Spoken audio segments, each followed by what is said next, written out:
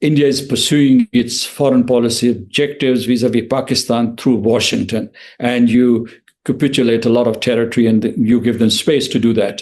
So this is precisely what is happening. There's a backlash, of course. I mean, there's a backlash against Israel in the United States. There's also a backlash against India.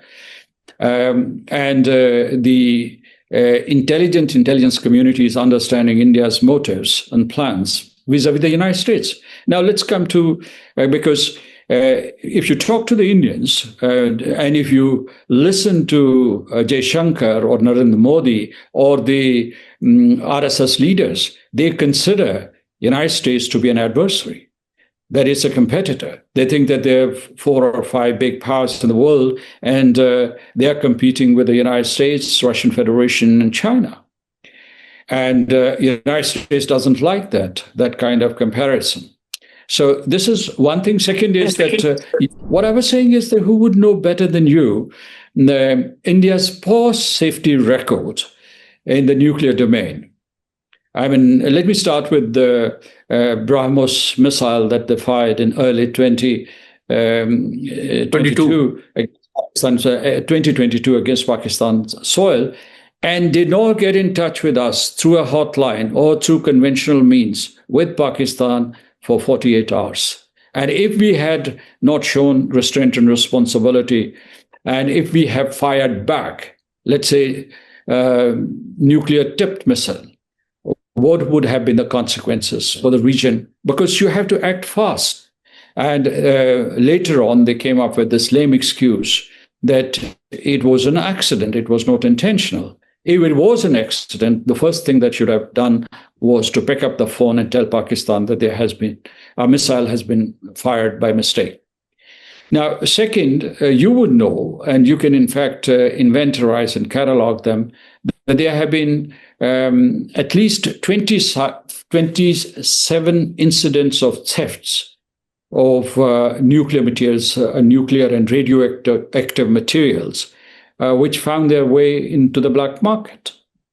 So India has a very poor record, and it can launch its missiles against United States bases.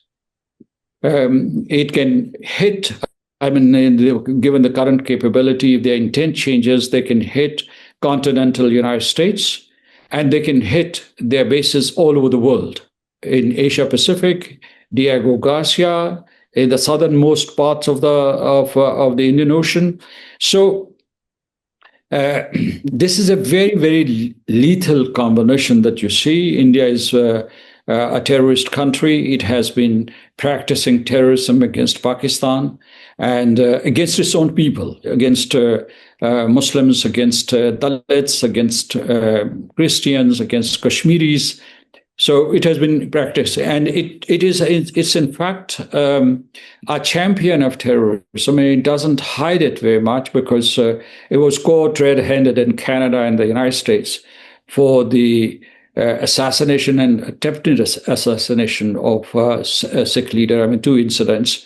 So what we want to say that this weapons of mass destruction that India possesses and terrorism, their policy of terrorism as a tool of their statecraft inside the country, in the region, and across the continents.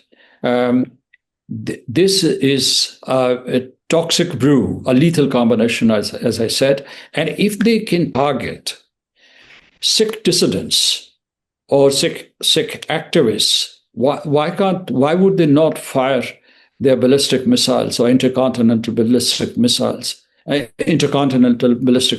against the United States, against continental United States? So all the arguments of these 2 authors who are backed by the Indian intelligence community are counterintuitive, false, and fabricated.